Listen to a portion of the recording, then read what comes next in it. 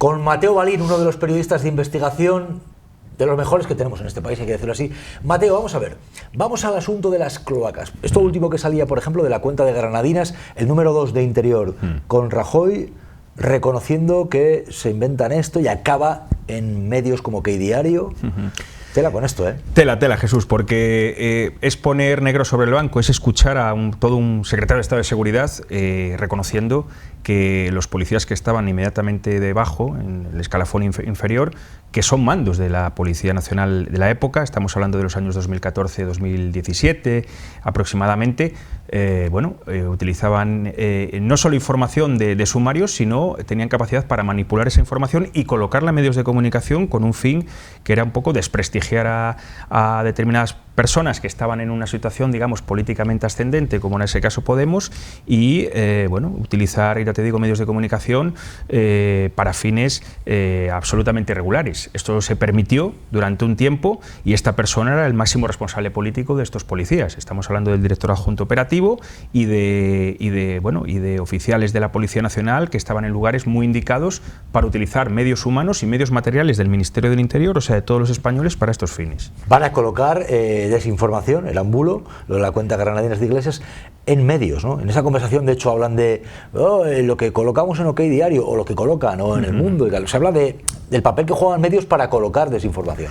En ese sentido, a mí siempre me ha parecido relevante que ellos conocían muy bien, fíjate, pese a cometer estas irregularidades, conocían muy bien la importancia que tenía de colocar estos informes en los medios para consumar el objetivo, que era al final intoxicar o desprestigiar a determinadas personas, y después la relevancia que tenían esos medios en determinados ámbitos, ¿no? O sea, esta pata mediática de la que algún informe de la época de Asuntos Internos ya hablaba, en el caso de Nicolás lo conocimos perfectamente, se demuestra ahora con esto, ¿no? Que sin los medios, sin ese altavoz, era imposible que se consumaran sus objetivos. Se está hablando mucho de esto del Eire, del empresario Javier Pérez Dolcet. Es interesante poner el foco en el hecho de que Dolcet está apuntando al grupo Planeta y a personajes como Mauricio Casals, el príncipe de las tinieblas, uno de los jefes del grupo Planeta, de A3 Media. Estamos hablando también de La Sexta, estamos hablando de jefes de periodistas como Antonio García Ferreras. Es decir, Pérez Dolcet, ¿qué cuenta pendiente tiene, por así decirlo, con este príncipe de las tinieblas, Mauricio Casals, jefazo de La Sexta o de La Razón, del grupo Planeta? ¿Qué cuenta pendiente tiene ahí Pérez Dolcet? ¿Qué está ocurriendo ahí? Javier Pérez Dolcet, que es un empresario jienense, es un empresario que tuvo un éxito abrumador de joven, o sea, a través de la industria del videojuego y después de las empresas tecnológicas hizo una gran fortuna. Su empresa CED llegó a facturar en bolsa 1.200 millones en 70 países, era una empresa con un capital y con una influencia importante. Y bueno, hay dos patas en la vida de Javier Pérez Dolcet, que es lo que un poco le lleva a la situación en la que está hoy, que es una alianza que tuvo en su momento con capital ruso, con Mikhail Friedman, que no funcionó bien, y después la sociedad que tuvo con el grupo Planeta dentro del grupo CED, ¿no? Él se considera una víctima de las cloacas del Estado, del comisario Villarejo, considera que Planeta utilizó al comisario Villarejo para sacarlo de circulación, para quedarse con su empresa y llevarla a la quiebra. Él actualmente está investigado en la Audiencia Nacional por un fraude de subvenciones desde el año 2016, y en este tiempo, él ha estado casi un mes en prisión preventiva y ha tenido tiempo y digamos que fondos para ir recopilando pruebas, recolectando información y ir buscando a víctimas de lo que él considera las cloacas del Estado. Él trabaja con Sandro Rosell, que ya conocemos que estuvo varios años en prisión preventiva y después fue absuelto, la familia Sumarroca y otras personas más conocidas, y ha tenido, como te digo, el tiempo suficiente como para recolectar información, curiosamente grabar, que es lo que hacía Villarejo, y ver un poco cómo trabajaba esta Policía Nacional de la época, que ha tenido su continuidad porque también llegamos al día de hoy a las tramas de hidrocarburos a través de la Guardia Civil. Él maneja la tesis, por lo que yo sé, que las actividades que la Policía Nacional hizo en el año 14, esto que acabamos de comentar de Granadinas, han tenido una persistencia en el tiempo hasta el día de hoy.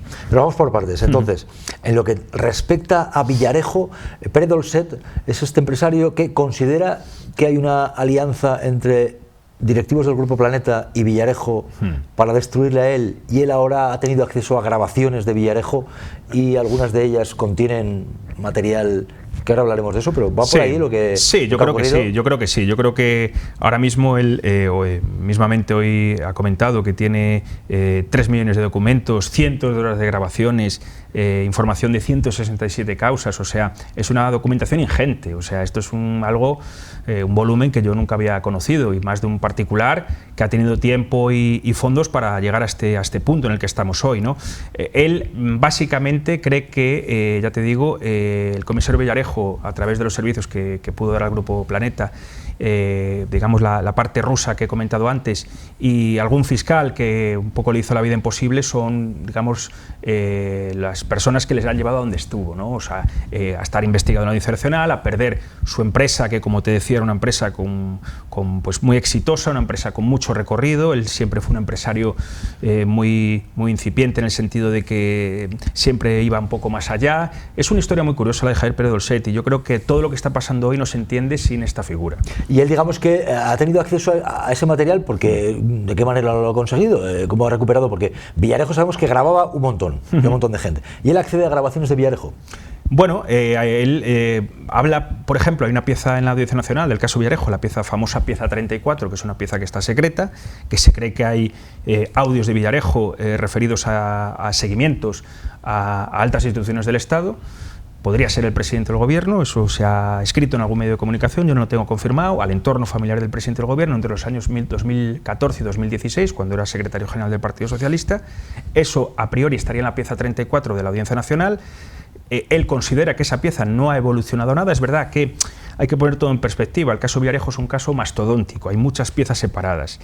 Hay 2 fiscales investigando y investigadores por debajo también investigando, pero es que es tan grande el volumen de información que se maneja ahí, que bueno, que esta famosa pieza 34, según él, no se ha hecho nada en 4 años y cree que es necesario que se sepa. Entonces, o sea, él considera que la justicia está siendo lenta y que una vez que esto todo revienta, después del asunto de la grabación de Leire Díez y de él mismo en un despacho de abogados, es el momento de poner las cartas boca arriba. Claro, porque siguiendo el hilo de lo que estamos contando, entonces, ¿qué pasa? Que aquí hay gente con intereses empresariales, mediáticos, que contrataba a Villarejo para que hiciera labores chungas de eliminar a rivales. Sí, es algo que ya estamos viendo en las diferentes causas que ya se están enjuiciando en la Audiencia Nacional, alguna está llegando al Supremo. Son piezas donde efectivamente se contrataron los servicios parapoliciales del comisario Villarejo a través de su empresa Zenit.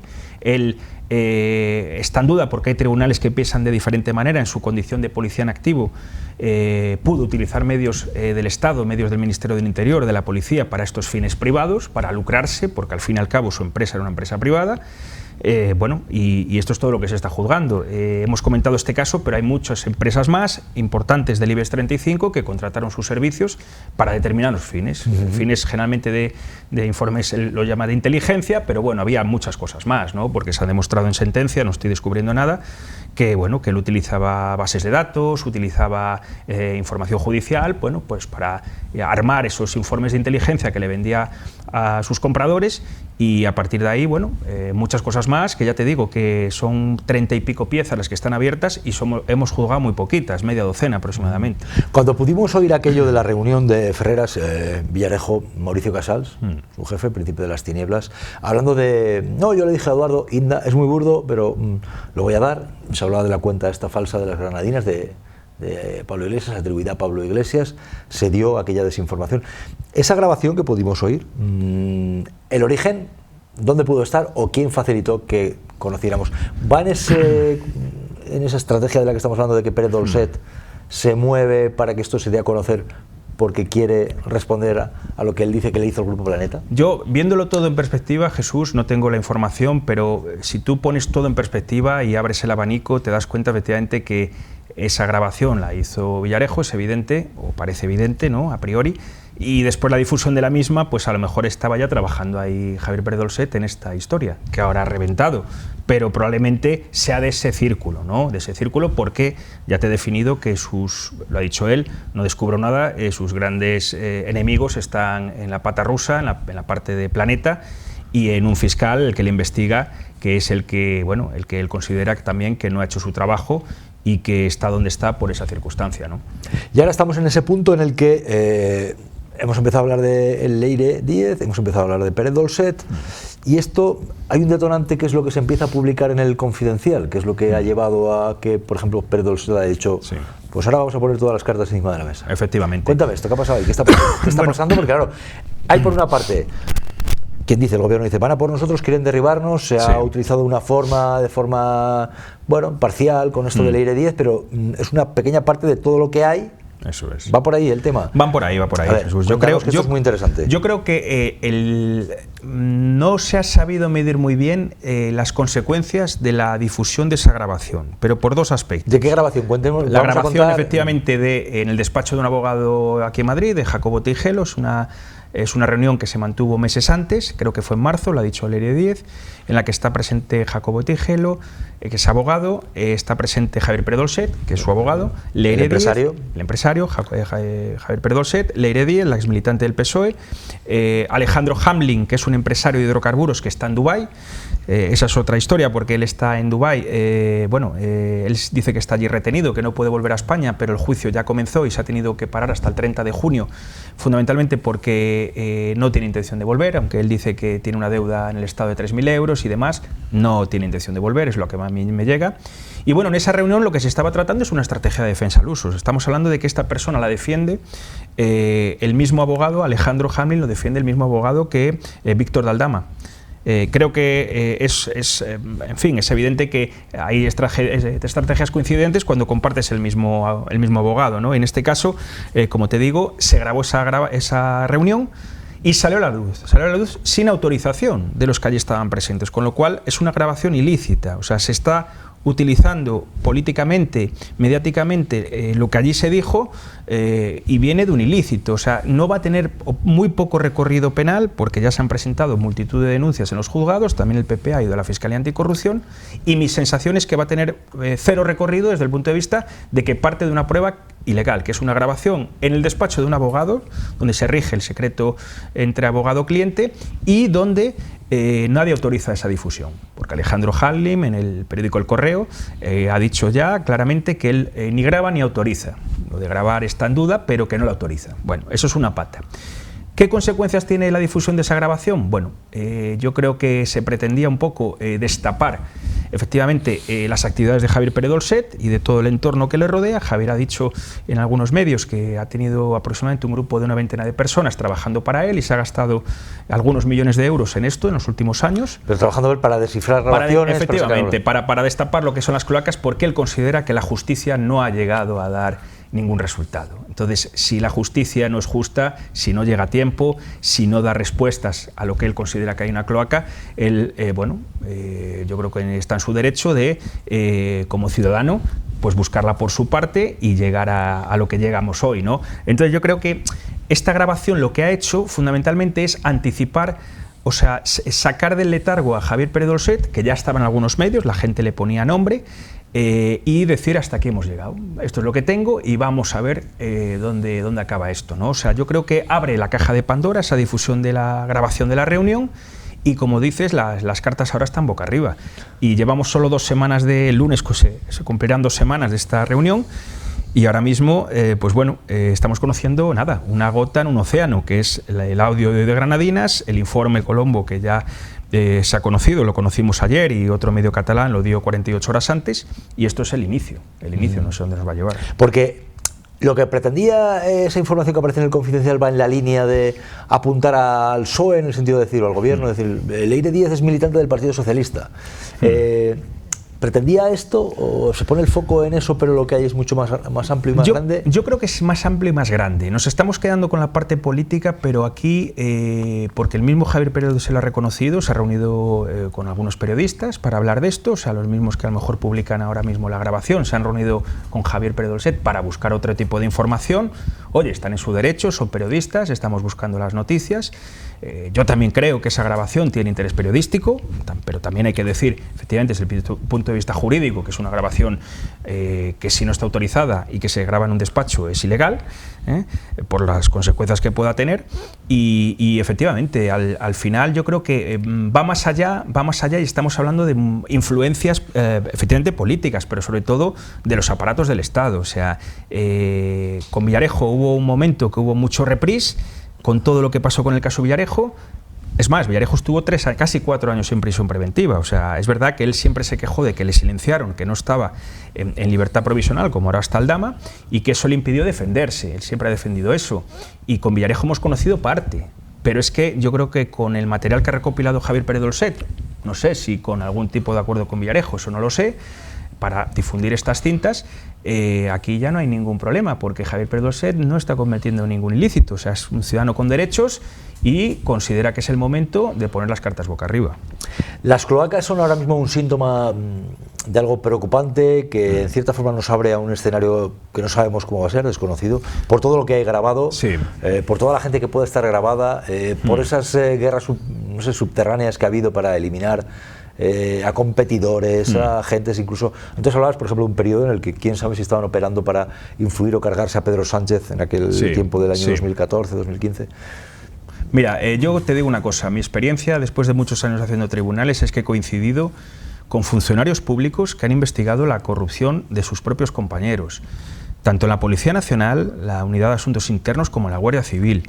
He tenido la ocasión de conocerlos y son funcionarios íntegros, que yo estoy completamente convencido porque hemos llegado a tener digamos, no solo una relación profesional, sino ir más allá, que han sufrido muchísimo, que han tenido que destapar actividades que llevan muchos años existiendo en este país y precisamente no han sido premiados y precisamente se les ha castigado a muchos de ellos. Yo me gusta poner el ejemplo, por ejemplo, de Rubén Eladio, que es un inspector de policía que trabajó muchos años en la Policía Nacional, en la UDEF, especialista en delitos económicos y después en asuntos internos, que él es el que destapa todo este entramado que estaba en la policía, de los mandos, utilizando aparatos del Estado para fines, digamos, irregulares, y fue defenestrado cuidando calabozos por investigar en el caso Nicolás, el famoso caso del pequeño Nicolás, por poner negro sobre blanco en informes cómo trabajaban sus superiores.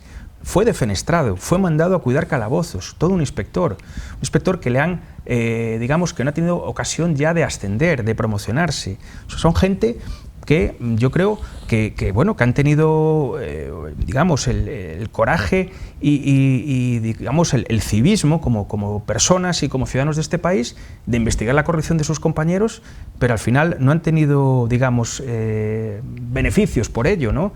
Y lo mismo ocurre porque conozco casos en la Guardia Civil. Ahora se habla mucho del tema de hidrocarburos. En la Guardia Civil, la Unidad de Asuntos Internos está investigando a guardias civiles que se han sobrepasado en el ejercicio de sus funciones. Gente de la UCO, de delitos económicos, que tenía implicaciones con empresarios de la trama de hidrocarburos que manejaban mucho dinero, a los cuales asesoraban, a los cuales les daban información secreta, etcétera.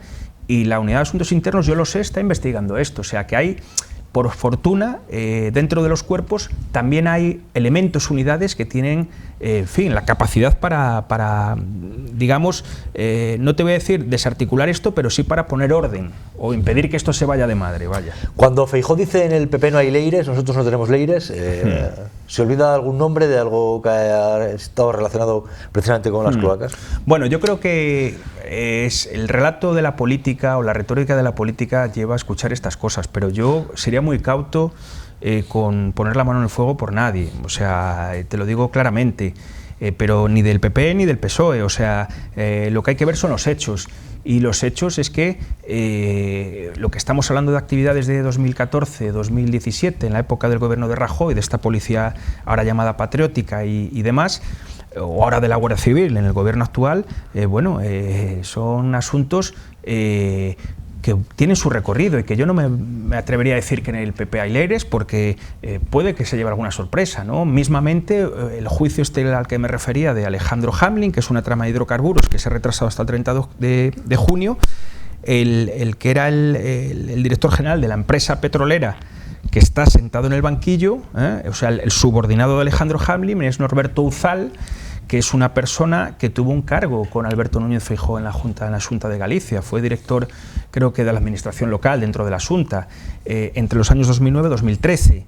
De esto se habla muy poco, pero esa persona está hoy en el banquillo, se le pide 53 años de prisión y multas millonarias. Me refiero, tiene un pasado político. No quiero decir que esto implica la administración de la Xunta, pero es una persona que tuvo influencia política, que tuvo un cargo político hasta el año 2015, porque después fue concejal en un ayuntamiento de Galicia, que se va a esta empresa petrolera. Entonces, bueno, el pasado está ahí y nadie lo puede negar. Cuando hay movimientos como el de Dolcet, como Leire Díez, cuando oyes que, por ejemplo, el PP dice nosotros no tenemos leires, hay un silencio por parte del presidente del gobierno, que es también muy llamativo, en el sentido de que no responde a preguntas en entrevistas, en ruedas de prensa.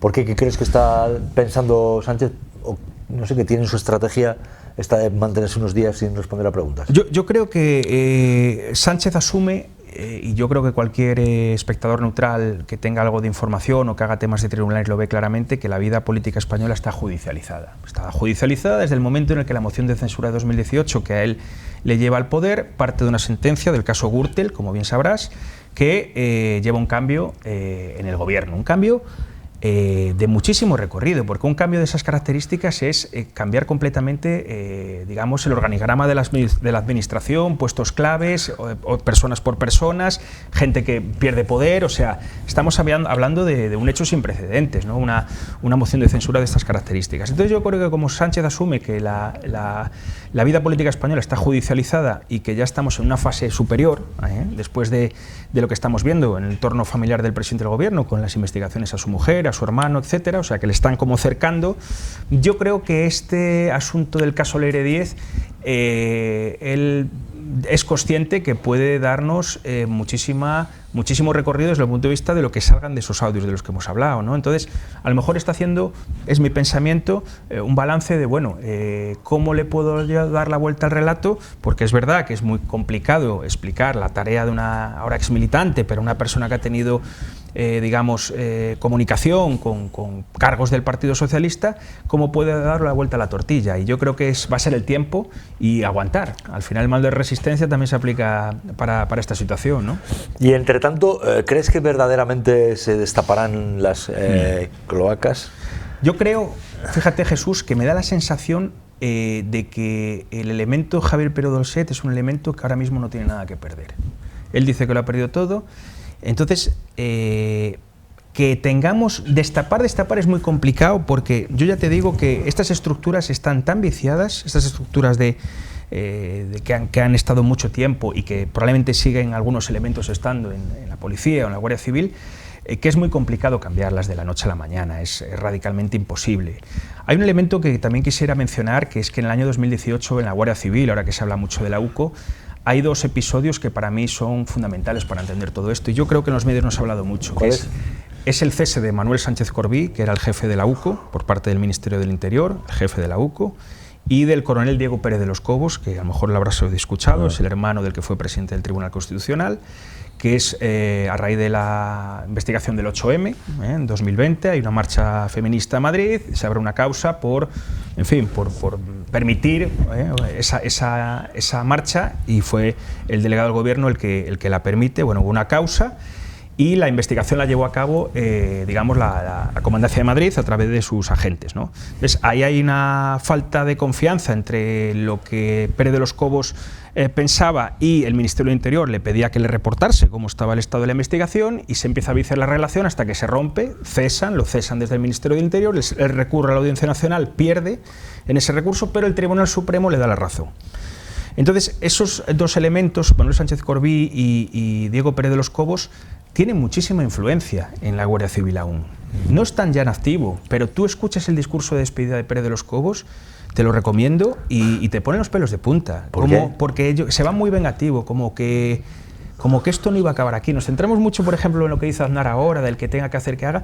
Yo recomiendo que escuchéis su discurso de despedida, porque dejó muchos mensajes claves, y ellos siguen teniendo aún, por lo que yo sé, siguen teniendo mucho predicamento entre los que fueron sus subordinados, ¿no?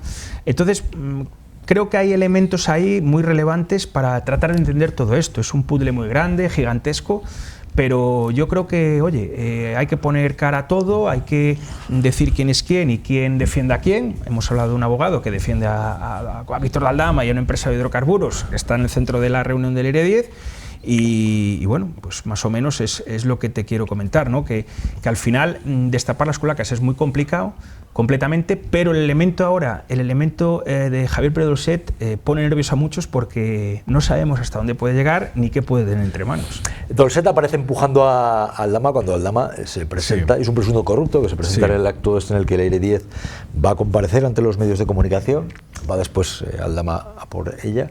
¿Y este Aldama? Por explicar a la gente que nos está viendo, Aldama, ¿quién es? ¿Qué supone? Vale. Víctor Aldama, digamos que es un empresario hecho a sí mismo, que encuentra también en los hidrocarburos, porque yo creo que hay que contarle a las personas que escuchan tu podcast que la trama de hidrocarburos, el volumen de dinero que ha movido esta gente en los últimos 10 años, gente que venía de otras actividades empresariales, etcétera, y llegan aquí a la trama de hidrocarburos, el fraude del IVA, que para que la gente lo entienda, es un sistema donde tú, digamos, puedes operar con gasolina, meterla en la distribución hasta la comercialización en las gasolineras, donde se pasaban una pantalla y no pagaban IVA en una de las fases que te he comentado. Bueno, a ellos no pagar 150 o 200 millones de IVA, a ellos y a los entramados que tenían societarios, les suponía tener un dinero fresco para hacer otras cosas, ¿vale? Entonces, en el caso de Víctor de Aldama, bueno, creció con este asunto de hidrocarburos, pero también con influencia política. Conoce a Koldo García, es asesor de José Luis Ábalos en el Ministerio del Interior, y a partir de ahí entra en escena su parte más de persona que tenía conseguidor, ¿no? Que le han llamado en la investigación del caso Koldo, el conseguidor. Bueno, esta persona sale de prisión por la trama de hidrocarburos en noviembre pasado, después de llevar apenas, no llegó creo que ni al mes en prisión preventiva.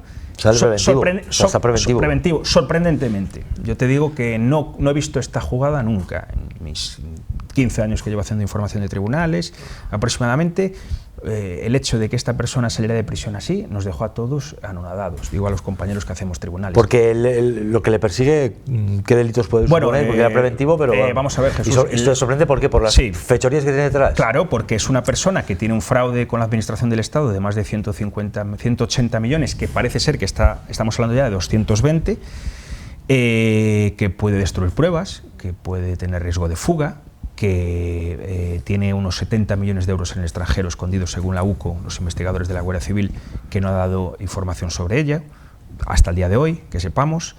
O sea, reúne todas las condicionantes de una persona que sorprende que esté en libertad provisional, pero es que lo dejan en libertad porque él promete colaboración en el caso Koldo, que es un caso evidentemente político que afecta a este gobierno. Estamos hablando de un exministro de Transportes y bueno, lo dejan en libertad en la trama de hidrocarburos, pero con un pacto por el caso Koldo. Bueno, algo bastante sorprendente. Es verdad que el juez que le deja en libertad no tenía capacidad ni había ninguna parte personada para pedir lo contrario, ¿de acuerdo? Y la Fiscalía, que era una única parte en el procedimiento, le deja en libertad. Llevamos ya con esta persona 6-7 meses en libertad y bueno, lo hemos visto reconvertirse en un actor de la política más, ¿no? O sea, es que ha sido una cosa de locos. O sea, cuando crees que cuando va a empujar ahí a Leire Díez delante de todos los medios, ¿qué busca? Bueno, busca, o sea, tiene un afán de protagonismo increíble. A mí, la gente que lo conoce un poco más me cuentan que se ha creído el papel. La aparición estelar de Condani desocupa el día de su declaración en la audiencia en el Tribunal Supremo, la aparición en programas televisivos matinales, blanqueando claramente al personaje, cuando el personaje es un presunto defraudador de muchos millones de euros, de todos los contribuyentes españoles. Y bueno, claro, le han dejado crecer y el tío, bueno, está empoderado absolutamente y bueno, por una parte está entregando pruebas que de momento no las tenemos nada claras sobre el caso Koldo. Pues digo claras porque no son cosas que digas que sí, que el juez las está investigando, pero que no son cosas definitivas para el horizonte procesal de José Luis Ábalos, de momento. Y por otra parte, hace cosas como la del otro día, que nos quedamos francamente sorprendidos, ¿no? Esa aparición pública, pues ¿por qué hizo eso? Yo lo primero que pensé fue, oye, este debe estar pensando, o debe tener miedo a lo que tenga en su poder Leire Díez y Javier Pérez Dolcet. Podría tener miedo. Es verdad que con esa ingente cantidad de información que tienen, pues podría llevarte a eso, pero cualquiera sabe porque no creo que ni su abogado esté muy contento con esto, porque no le beneficia para nada. Ahora bien, estamos en un momento donde ahora el Partido Socialista sí está personado en la causa de hidrocarburos, con lo cual en cualquier momento el Partido Socialista podría pedir su reingreso en prisión, valorarse eso. Yo creo que esa carta, no sé lo que hará el PSOE, porque de momento no tenemos información al respecto, pero la podría jugar. Lo que pasa que es verdad que si ahora mismo entra en prisión, quedaría como que el gobierno se lo ha querido quitar de en medio, ¿no? Entonces, bueno, es una situación complicada, pero es un horizonte que mediáticamente es muy interesante, ¿no? ¿Alguna clave más que ves necesario añadir en lo que estamos comentando? Bueno, yo creo que he tocado un poco todos los palos. Creo que ahora mismo se habla mucho del AUCO porque para tanto Javier Pérez Dolcet como Leire Díez, lo que pasó en la Policía Nacional, en la UDEF en su momento, el comisario Villarejo, el DAO Eugenio Pino, todos los subordinados que estaban en los mandos policiales en aquella época, para ellos hay un revival en la Guardia Civil por algunas cosas que te he comentado. Y consideran que es necesario también destaparlo, ¿no? Hay mucha sobreactuación. Yo creo que políticamente, con todo lo que está pasando, hay una sobreactuación excesiva, que es fruto de la judicialización de la política. Creo que estamos en una fase donde al ciudadano hay que explicarle y hacer mucha pedagogía.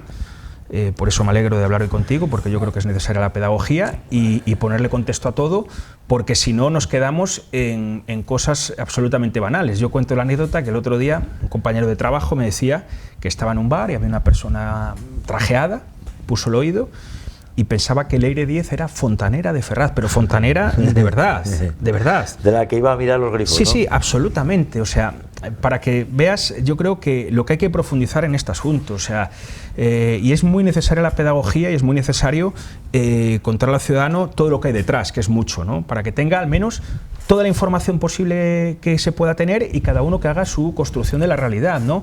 Pero detrás de todo esto hay que explicarlo bien y hay que contar las ramificaciones que tienen. Las cloacas en España, ¿cómo las definirías? Es decir, ¿qué dirías de ellas a modo de titular casi?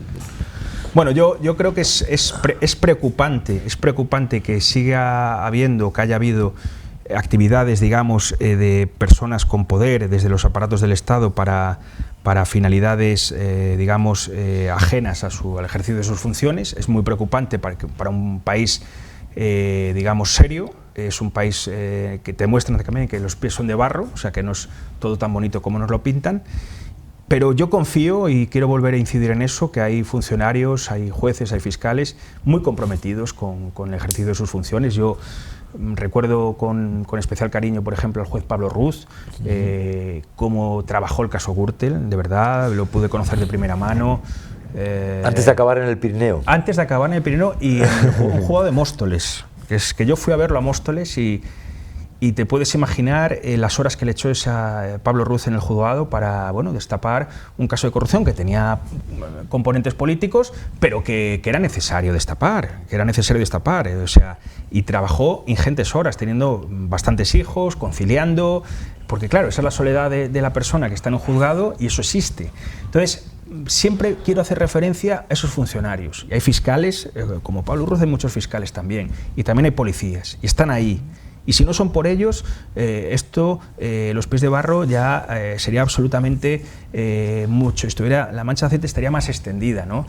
Y si no es por estas personas que te dan esa confianza, y hay otros magistrados en el Tribunal Supremo que también te dan esa confianza, porque son gente del Estado, o sea, es verdad que se creen al Estado. Eso me lo he encontrado en estos años en la profesión. Hay funcionarios de justicia que se creen el Estado de verdad, que están por encima de las cosas banales del día a día. Y yo creo que tienen esa visión necesaria para que el país continúe adelante, ¿no? Como una democracia estable. ¿En qué momento crees que se pierde la noción de lo que se mueve por detrás para poder derribar gobiernos, para poder influir en los medios de comunicación? Y las cloacas, digamos que ahora mismo cuando se plantean en los medios, se plantea este debate, le pillan lejos a la ciudadanía en el sentido de entenderlas. Y sin embargo, sí se pierde la noción de lo que sigue moviéndose por detrás cuando ya estamos en un sistema democrático. Sí. Yo creo que efectivamente los medios de comunicación yo creo que han sido en ocasiones partícipes necesarios de todo esto, y yo creo que ha sido para nosotros, yo como profesional de la información, o tú, me imagino que lo verás igual, creo que no nos genera prestigio. Yo creo que el desprestigio de la profesión en gran medida viene por en fin, determinadas piedras que hemos ido acumulando en la mochila. Es triste que sea así, pero así como hay funcionarios, te decía antes, que hacen su trabajo, yo también veo a compañeros periodistas, me refiero a los con los que trabajo en tribunales, que son honestos, que trabajan con rigor y que tratan de contar las cosas lo mejor posible. Es un momento complicado también, porque el volumen de información es ingente para todos y requiere muchas horas de lectura, de análisis. Cualquier informe de cientos de páginas, si no te lees el detalle, te puedes perder, ¿no? Entonces, bueno, también quiero, pues eso, en fin, valorar ese trabajo de muchos periodistas que tratan de hacer de forma honesta su trabajo, y que es verdad que después, cuando hablas con las personas de la calle, no se quedan con eso, se quedan con otras anécdotas, que es triste, pero bueno, es un poco la radiografía al final de la sociedad española, ¿no? O sea, es así. Mateo Balín, periodista de investigación, muchas gracias por este rato y por arrojar algo de luz en todo este panorama tan oscuro, tan de cloaca, y lo que todavía saldrá. Y lo que nos queda, van a ser meses interesantes. Gracias. Gracias, Jesús. Muchas gracias.